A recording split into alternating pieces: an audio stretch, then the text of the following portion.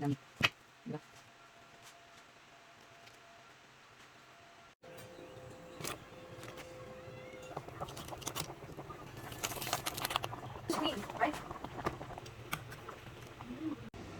Ito na yung sinigang na salmon. Ulo ng salmon na may, ayan o. Ito yung ulo. Siyempre guys, ang aking sahog, yung sitaw at saka yung talbos ng kamote. Tinanim ko lang siya sa tubig. Nilagay ko lang sa tubig. Ayan na, napakinabangan na natin siya. Tikman natin. Salmon.